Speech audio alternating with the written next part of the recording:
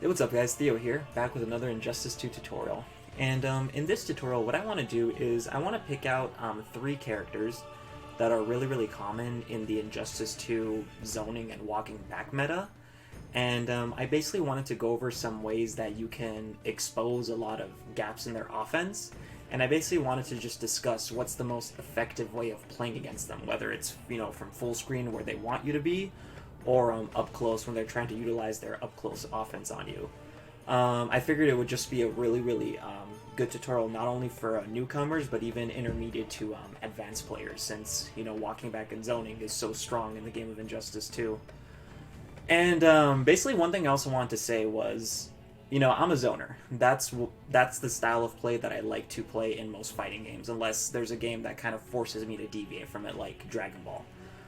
It's what I love to do, it's what I'm most comfortable with doing in fighting games, but let me just say this. I get it. Fighting against zoners usually isn't fun.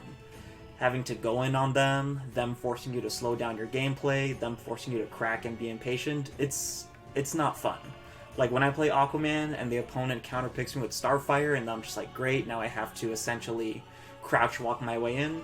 I know, it's not fun to deal with, but at the end of the day, for you to ascend as a fighting game player, for you to go from a beginner player to an intermediate player, and then from you to go from intermediate to good, and then from good to great, you have to learn how to fight against it. You have to learn how to develop that patience to fight against those styles of play. In tournaments, when there's thousands of dollars, hundreds of thousands of dollars on the line, there's no honor code rule that you can't spam in tournament. There's like in the tournament world, there's no such thing as that kind of honor code. Whatever gets you the W with your character, that's what you got to do in tournament play. So as fun as it is to sometimes get players who rage easily salty on the mic, as fun as that is to do, I generally do want the whole scene to level up against that style of play. I do want the whole scene to understand how to play against those styles effectively, because, this is the Injustice scene. This is the scene that I was raised in from the first game, so yeah, here I am, and let's get right into it. So the first character that's really common in the zoning meta of this game is Cyborg. So Cyborg is a very polarizing design. And what I mean by that is, if your character has a way to completely obliterate Cyborg zoning, if your character has either a counter zoning or a mobility option that completely counteracts Cyborg, Cyborg most likely loses that matchup pretty bad. Like Hellboy, for example, the Atom, I would imagine, is really good at counteracting that style. Deadshot, I would imagine, is good at counter zoning Cyborg, so those kind of characters. So when I talk about how to deal with Cyborg zoning, this assumes that you're a character that doesn't directly counteract that style. And the first thing that I want to say, if you're a character that doesn't deal with that kind of style, is that it's going to be very difficult for you to deal with Cyborg zoning, especially if it's a really high-level Cyborg player. But, I mean, let's talk about some general theory about it, and then we'll go into the most important things, which is how to deal with him up close, which not only applies if you're a character that beats him, but also applies that if you're a character that loses to him matchup-wise. So Cyborg has a few aspects about his zoning that's really good. The first thing that I want to talk about is his straight projectile. So the thing about his straight projectile is that, one, it hits mid. So it's a really good zoning tool because you can't crouch it. And the second thing that's really scary about it is that it does 90 damage on a 1050 health character. So that means that it approximately does 8 to 8.5%. So what that immediately means is that if your character doesn't have the life lead against Cyborg, doing a trade war, or a projectile trade war against him, is most likely a losing scenario. So the first thing is that unless your character has a very fast projectile like Supergirl or Deadshot, generally you don't want to play the trade war against him. You're basically going to have to advance against him. So the first projectile that we're going to have to deal with against Cyborg is his Nova Blast. Now, he can hold it and he can cancel it, but generally speaking, it's not very common for Cyborgs to do that unless they're baiting like a jump. So the second thing that he has is his down projectile. Now this down projectile is really, really good because it's really, really easy to input as like an instant air, as opposed to his straight projectile.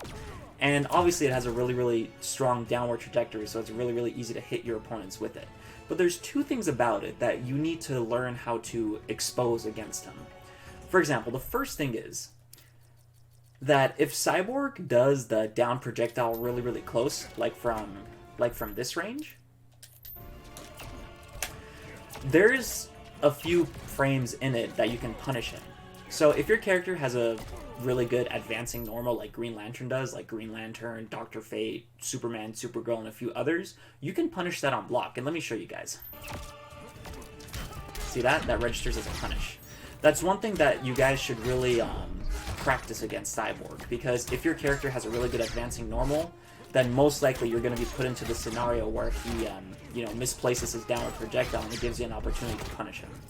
So whatever character you use, just go ahead and study like what advancing punish they could possibly have against Cyborg, and just make sure you're exploiting that about him, because then what that does is it basically forces him to think twice about using that downward projectile on you up close, and it immediately gives you an advantage. Like with Flash, I would imagine that his advancing punch can punish it. With Wonder Woman, I can imagine that her shield charge can punish it. So yeah, there's a few things. So whatever character you use, just test it out and see if it works. Now the other thing about his downward projectile is if the Cyborg player gets really, really predictable with just doing downward projectiles all day, you can try to make a hard read by doing the jump normal against it to try and punish it. So like if it's really, really predictable, what you can try to do is jump forward against it and then see if your jump attack can counteract it. It's not easy to do, but let me see if I can just show it from this example. So like right there, he kept on basically spamming the downward projectile, so what I tried to do was just find a range to jump over it and then do like a jump normal punish. It's not very easy to do, but it's something that you should definitely consider. Or another thing that you should consider doing against it is possibly like trying to play patient, and then if you read him do it again, try to meter burn roll under it and do some kind of punish. Again, it's not easy to do because Cyborg is designed to be a hard zoner, so his zoning by default is designed to be really hard to deal with. But just knowing and practicing those options just gives you an additional tool in your game plan to try to use against him. So that's the first part about his zoning that you need to consider. Now the second thing is his straight Nova Blast. So his straight Nova Blast is especially good because what this is designed to do is it's designed to counteract jumps. So like if you're someone that loves to constantly jump against Cyborg and try to just jump in on him for free, the instant air Nova Blast like this is designed to counteract that. So like you can't really fish with jump attacks against him, and you can't really like just do, constant jumping against Cyborg. Now, it's especially difficult is if he does his Nova Blast really, really low to the ground, because if your character is kind of tall like Green Lantern, then he's basically forced to block it. So this is the case where you basically have to kind of crouch walk against him. If he's just constantly doing instant or Nova Blast, just try to crouch walk against him, get him to the corner, and basically bully him once he's there. Meter burn rolling is especially effective against this because it just allows you to close the distance more easily. But yeah. That's the general game plan against Cyborg. Jumping in on the down Nova Blast when you see that there's an opening, crouch walking against the instant air Nova Blast to get him to the corner, punishing the down Nova Blast when it's at a certain range, and also don't forget this. When he does his straight Nova Blast up close, let me show you guys, that's punishable as well. So if you have a character with a solid advancing normal, make sure you don't let him get away with straight Nova Blasts from like footsie range. So make sure you're doing that as well against him. So that's the general theory against how to deal with the zoning, assuming you don't have a strong counter zoning option like Hellboy, Enchantress, Supergirl, Deadshot, etc., etc. Now the one thing that's just as important in dealing with Cyborg is his up-close game. He has a very, very unorthodox up-close game that nets him a lot of plus frames and a lot of damage, but there's a lot of holes in that game that I want to discuss. So the first thing that I want to talk about is his down 1. Cyborg's down 1 is good because 1, it's 7 frames, and 2, it has pretty good range. So let me show you guys. Pretty solid range. You can cancel it into his uppercut, which nets him a full combo. It's good. But the thing about it is that there is no special move that Cyborg has that he can safely cancel into after his down one. And let me prove that to you guys. So Cyborg has this special move, which is his Sonic Disruptor. Sonic Disruptor. Now this special move is safe, and it pushes you back a little bit, which is what Cyborg wants to do against you. But if he does down one into Sonic Disruptor, that's not real. You can interrupt that, and let me show that to you guys. You can interrupt that with down one. You can interrupt that with standing one if you have a fast enough standing one. You can meter bring back 3 it. So there's a lot of counterplay to interrupting that down one. And now that we've negated down one Sonic Disruptor, I want to show you guys if Cyborg attempts to do like down one EX Uppercut. So the EX Uppercut, when he doesn't EX it, it's unsafe. But when he EXs it, it's unsafe as well. But I noticed that a lot of people don't punish the gap when he does EX Uppercut. And let me show you guys that. See that? I punished the gap in that uppercut. A lot of people, what they do is they don't try to punish it, but they kind of just let Cyborg finish the EX portion, which pushes them away. But remember, guys, you can punish that really, really easily. So make sure to practice punishing the EX uppercut as well, so he doesn't attempt to do that as a counter poke, as opposed to down one Sonic Disruptor. Cyborg also has this low sweep as well, which is that. But that's punishable as well with any kind of counter poke into a full combo. So make sure you guys punish that as well.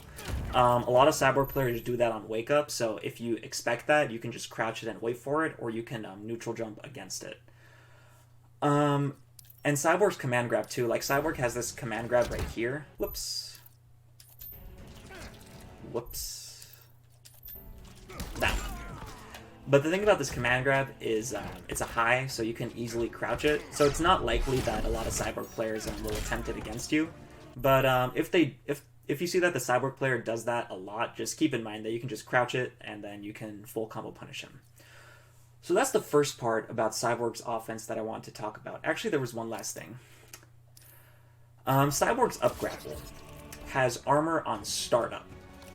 But the thing is, if you hit him a couple of frames after the startup, his armor goes away. So what I saw was that even if he does down one into up grapple as kind of a loophole, you can still punish it with a jab. And let me show you guys.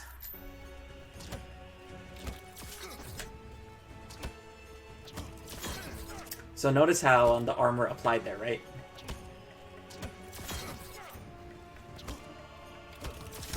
If you just wait like a second, you can punish him after the fact like I did there.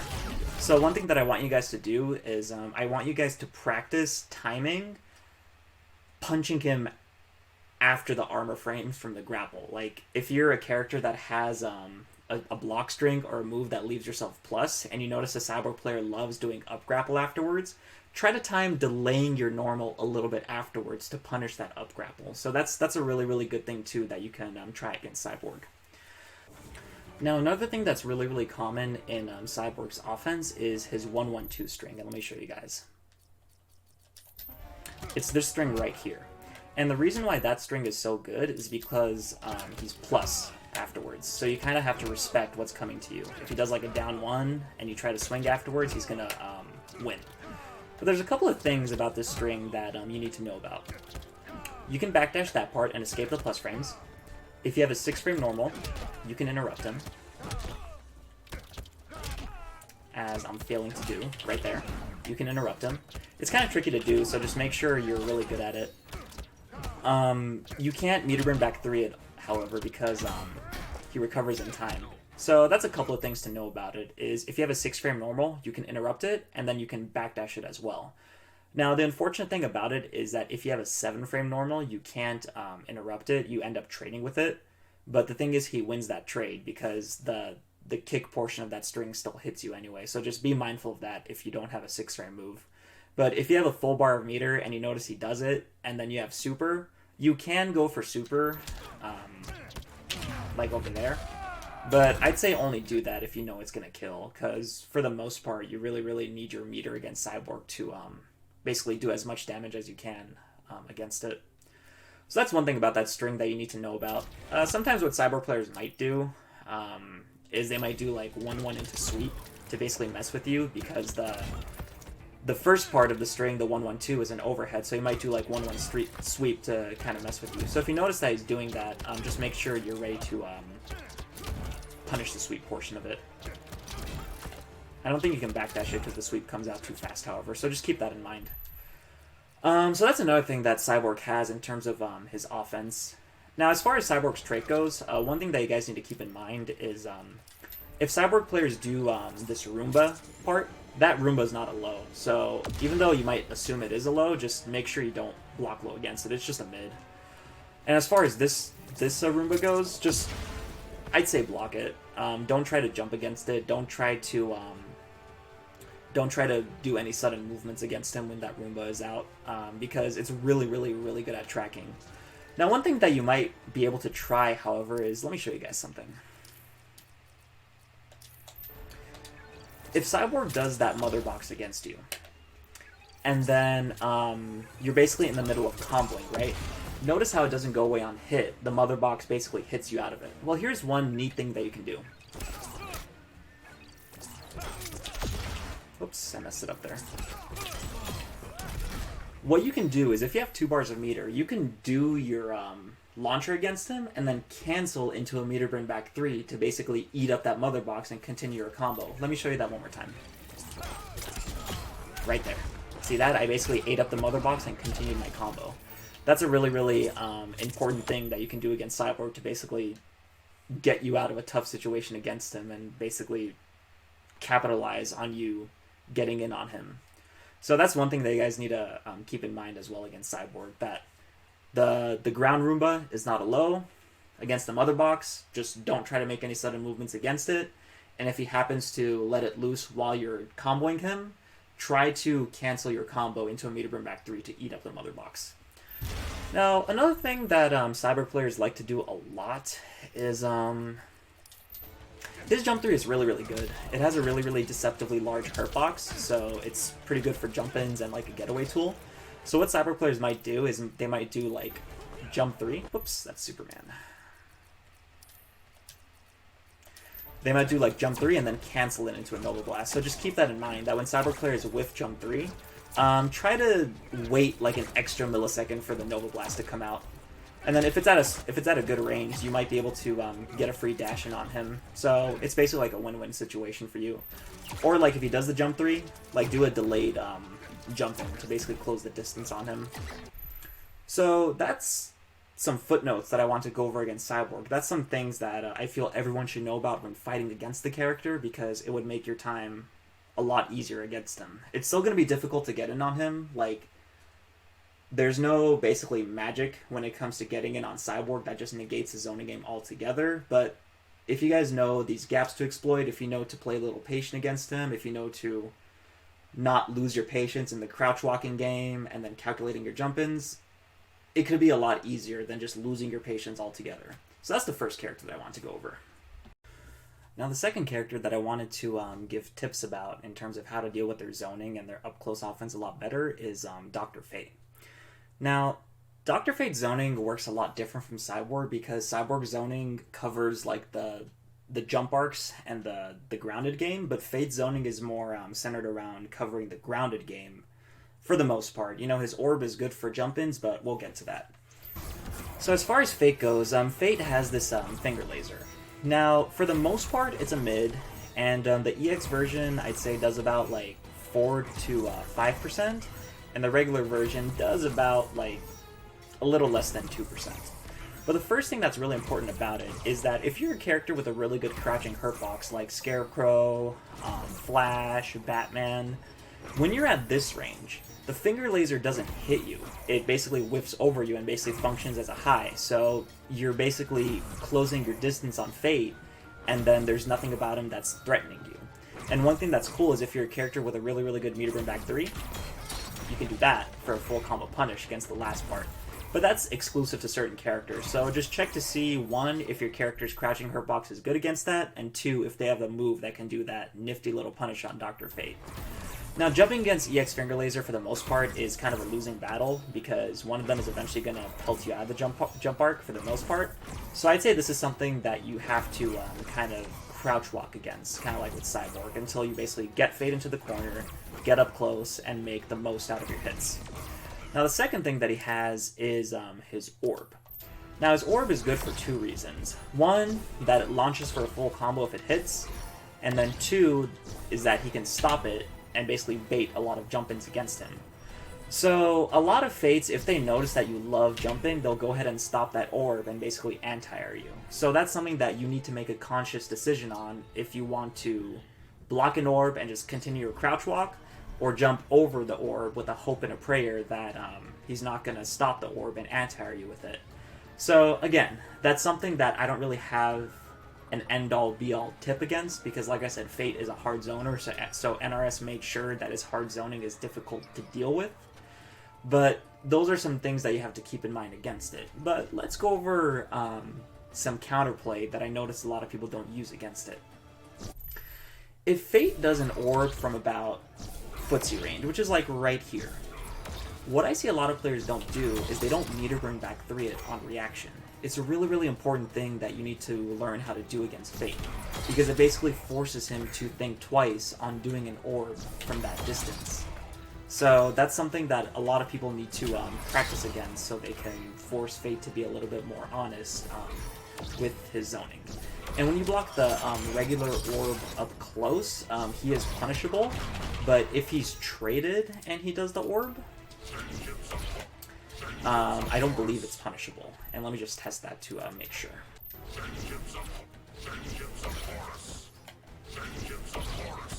Yeah, so as you can see there, when he does the traded orb, it's not punishable. So just keep that in mind, and just remember that from the further out you block the orb, the more plus he's going to be at. So he might do like a forward 2 afterwards to kind of check you. Now, speaking of his forward 2, one thing that I want to discuss is when Dr. Fate players do forward 2, whoops, that's not Fate, is when Dr. Fate players do forward 2, trait into glyph on block. Now, the reason why his forward 2 trait glyph is important is because it's one of the only ways where he can get a full combo launcher from a footsie range. But the thing about that is, when he does forward 2 trait into glyph, there's a gap in there where you can full combo punish him, like that. So make sure you guys practice doing that as well. It's not something that you can do on reaction. If a Fate notices that you keep on doing that against forward 2 trait glyph, they might be really scared and just do forward 2 regular glyph, which is this one, which you can't full combo interrupt. But that's good for you, because then it basically forces them to think twice about just randomly doing forward 2 trait glyph into neutral, since you basically expose that option. Now, Fate's one real wake up is glyph, which is that. And when you knock Fate down, just keep in mind that you can easily stuff that wake up by just doing meter bring back 3. So let me just show that to you guys. Let's do wake up mode on, wake up attack, wake up on, wake up attack, glyph of Osiris. You can easily blow that wake up with meter burn back 3. Now, if Fate does notice that you're doing that, they might, 1, not wake up against you, or 2, they might do like a wake up reversal meter burn back 3 against you. So just keep that in mind. But just know that you doing meter burn back 3 on their wake up is a strong option that, again, is going to force them to be honest. And another thing that you should keep in mind is that if you have a good enough down 1 or just any good enough 6-frame reversal, you can punish Fate's glyph when he's in the corner. And let me just show you guys that with Scarecrow. Whoops. Right there, notice how register does a punish. So if you're a character like Scarecrow or Gorilla Grodd or a couple of others that I can't remember off the top of my head, just practice being able to punish his glyph in the corner. But if you're a character that cannot punish his glyph in the corner and he does it as a wake-up, just stick with your meter burn back 3 or meter burn forward 3 option. Another thing is that Fate's forward 3 is pretty good with its range. So if you fight like some ranked Dr. Fates, what they might try to do against you is they might try to randomly do a forward 3 in neutral, kind of like how Poison Ivy players do a lot. But one thing that you should keep in mind is if you notice that Fate players develop a habit in doing that, you can just reversal meter burn back 3 it for a full combo punish if you're expecting it. So just keep that in mind as well, that that's a really good option against it. Now, the next thing that's really, really annoying about Dr. Fate is his jump 3. His jump 3 is arguably the best, if not top 3 in the game in my opinion, because not only is his jump arc pretty fast, but his jump 3 has a lot of priority on it. In other words, it's really, really good at stuffing any other anti-air attempts against it. So the one thing that I would advise against his jump 3 is don't try to do down 2 against it, because most down 2s in the game either lose to it or trade to it. Like, I think the only down 3, down 2s that can counteract it are like maybe Flashes, maybe Catwoman's, maybe Captain Cold's, and a few others. And when I say maybe, that's because for the most part, Dr. Fate either beats them or trades with them. And when he beats them, it goes into a full combo like that. So what I would advise for you guys to do is when Dr. Fate does jump 3, I would recommend that you try to combat it with an air-to-air instead of a down 2. So like when you see him jump, try to combat it with an air-to-air instead of a down 2, because it's more likely that you can basically pelt him out of it into a full combo. So it's very, very difficult to do on reaction, since a lot of Fate players can be unpredictable with when they decide to jump or not. But if you kind of read it coming, instead of doing the down 2, which you guys saw that I did there, just do a jump attack if it's fast enough. It's a lot better against it. You can meter burn back 3 it as well. That's a pretty decent option. So I would say either do that or just do a jump attack against it. But probably jump attack, because as you notice there, I kind of phase through the jump 3, so it's not always reliable. Now, as far as Dr. Fate's anti-air options go, which you guys need to be aware of if you decide to jump in on him, is he has his back 2, which is this one. It has exceptional vertical and horizontal range, so it's really good at hitting out a lot of normal attacks. So if Fate players notice that you like to jump in a lot, and you like to get impatient a lot, they might do back 2. So what I want you guys to do is, if you're a character with a really, really exceptional jump-in attack, like Catwoman, for example, study which ranges Catwoman's jump 2 can beat out the back 2. But if you're a character who can really easily get exploited by Fate's back 2, I would say just stick to not jumping in on him unless it's a very, very unpredictable jump, and just stay within the footsie range against him. Now, if you're an air dash character like Superman, what you can do is you can jump in and then air dash to make the back 2 whiff. It's not always reliable. He can sometimes hit you out of it. But if you successfully air dash, the back 2 can whiff, and then you can do a jump attack on the way down. So let me see if I can show an example of that. With Fate as the recording dummy. See, like, notice right there, I basically kind of bamboozled the back 2 by air dashing over it. Now again, it's not always reliable. Sometimes the back 2 can hit you first, but just keep in mind that it is an option. Now, if Fate players notice that you're beating out their back 2 a lot, they might do like a preemptive jump 1 to be able to air you. But keep in mind that if he does a preemptive jump 1 and fails at it, you can trip guard him on the way down. So just keep that in mind. But also know that his jump 1, I believe, is 5 frames, so it's really good for trades. So those are some other things that you need to know about Fate as far as his up-close game goes. A lot of Fates, what they like to do to check you on block is they like to do forward 2 into a glyph.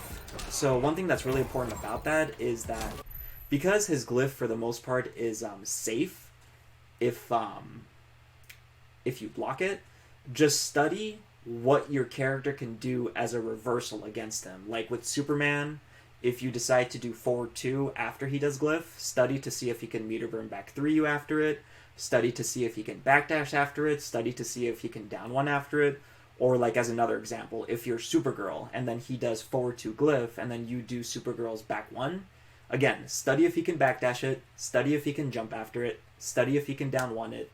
Know your options in that Yomi situation inside and out, no matter which character you are. I can't go through all the characters, otherwise this would be like a 2-hour video, but just keep that in mind, that that's a really, really important homework assignment against Dr. Fate.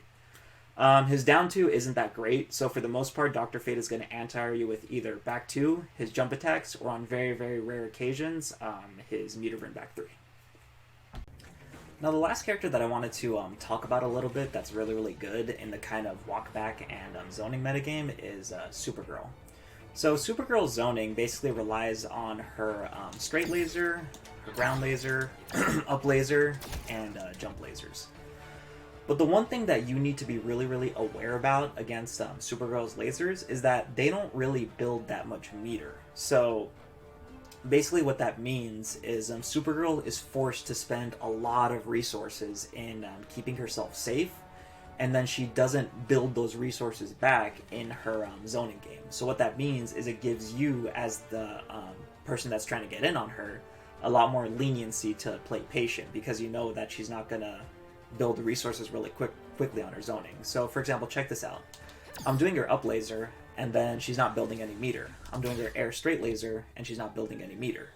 But when you block her straight laser, she only builds like a smidge of meter down there. So it's going to take her a while to get her resources back from that zoning game. Unlike someone like Cyborg or Dr. Fate, who build a lot more meter from their zoning. And another thing that you have to keep in mind against Supergirl is that while her zoning is kind of fast and unpredictable, one thing that you can exploit about her is if she does her air down laser, which a lot of Supergirls do, you can jump it and then punish her on the way down. There's a lot of recovery frames for you to punish, so just study with your character and see what the most optimal punish you have against it is. So if Supergirls notice that you're doing that and they want to change it up a little bit, they might do like air straight laser, but that's kind of the same deal. There's a lot of recovery frames on her way down, so you can basically punish her on the way down from it. So that's pretty good to know in your tool set and having to deal with Supergirl. As far as her straight laser and ground laser go, it's kind of tough to punish it on whiff. It's kind of tough to jump in on it, but just know that it costs her trait, so eventually she's going to run out, and eventually that's going to give you more leniency on getting in on her. So Supergirl's main offense revolves around her back 1, 2, 3 and her down 1. Those are her really, really common normal moves against you. What a lot of Supergirls might do is they might try to do a preemptive back 1, 2 into breath to see if you'll get opened up. Now keep in mind that when she does back 1, 2 breath, you can punish that with a 6-frame normal. Like that. So when you're a 6-frame normal, you can completely interrupt that for a full combo punish. When you're a 7-frame normal, or a person with just a 7-frame poke and nothing quicker, unfortunately you can only trade against it. So in my opinion, in that situation, you're better off just letting her finish her breath and just spending the bar of meter to keep herself safe. Her down 1 kind of has a similar meta, where when she does down 1 breath, there's a really big gap in that you can interrupt and punish. You can do it with a 6-frame normal, a 7-frame normal, and I think you can do it with an 8-frame normal. But what's important is that for the most part, almost every character in the game can easily interrupt that. As such. Now, do keep in mind that if your character has a really, really stubby down 1, like Superman, if she does the down 1 breath from a really, really far range, like, let's say right here, your down 1 is going to get stuffed, so it's going to be a lot more difficult to punish. So if you notice that Supergirl is doing down 1 breath from a really, far range, like right there, I'd say, again, just let her spend her bar meter to keep herself safe. And what I mean by that is when Supergirl does a regular breath, she's really, really minus, and you can punish her afterwards. Whereas if she does an EX breath, it kind of keeps herself safe at the cost of 1 bar of meter. Now, as far as her breath goes, let me just show you guys something with it. When Supergirl does a point-blank EX breath, she is -5. So when she does a point-blank EX breath, like from there, her turn is over. So you can basically press a button afterwards and force her to block it. But if she does her EX breath from like here, and the breath has some travel time, like notice how the breath is traveling, she's plus, so you have to respect her afterwards. So basically how it goes is if she does the EX breath point blank, she's minus. If she does it from further out, so the breath has some travel time in it, like that, she's plus. So just keep that in mind, that like if she does, let's say, standing 3 breath, and that breath traveled a little bit, she is either less minus or she is plus. So just think twice before you press a button in that scenario. So that's something that you guys need to keep in mind as well against her. Now, Supergirl's down 2 is one of the best anti-airs in the game, in my opinion, because it's 7 frames, which is really important. But thankfully, it is punishable on block. But one kind of thing about it is that if you punish it really early, she still might be in an airborne situation like that. So just be conscious about the possibility of her still being airborne when you punish it, and just with your character, practice to see what your best punish is against that airborne scenario. For example, like with Superman, when she punishes it and Supergirl is grounded, he can do his full forward 2-3 trait forward 2, but when it's airborne, he can only do forward 2-3 EX breath. So just, keep that in mind when Supergirl is basically recklessly doing down 2s against you. And the last thing that I want to talk about is Supergirl's 1-1-2 string. Now, the thing about this string is, even though it is +3 on block, her down 1 is 9 frames. So if you have a 6-frame poke and then she does 1-1-3 into down 1, you'll both trade. Whereas if you have a 7-frame poke, she'll win that scenario. But just know that you can backdash the last part of that 1-1-2, but don't get too predictable with it, because if Supergirl reads that, she can do a 1-1 breath to basically catch you on the backdash. And then if Supergirl does like 1-1-2 into back 1, it's the same thing, that it's 9 frames. So if you have a 6-frame down 1, you'll trade. If you have a 7-frame down 1, she will win that trade. But just know that if Supergirl is really predictable on doing like a jump normal into 1-1-2, well, let me show a better example. That into 1-1-2, you can block it and then immediately interrupt the standing one afterwards, since the standing one is it is a high. But then if she knows that you're doing that a lot, she might do like jump 1 into back 1, which is a mid. So just know that that is also an option in your arsenal that you can use. So we're getting to the point of the video where I don't want to go on for too long, so that's basically where I just want to let you guys know that the tips that I'm giving you against Cyborg, Fate, and Supergirl, it's not going to make you basically waltz your way in and beat like the best representatives of those characters, easy peasy, but it is really good to know against like the mid-level representatives or like the random Wi-Fi representatives of those characters. And it's just really good to know that there are some exploitable gaps that you can abuse that you might not have abused before. So thank you guys so much for watching. A like and subscribe, as always, is greatly appreciated. And I hope that this gives the more impatient players like myself a better peace of mind, that there's, counterplay against these characters that we, commonly hate. So yeah, much love and peace.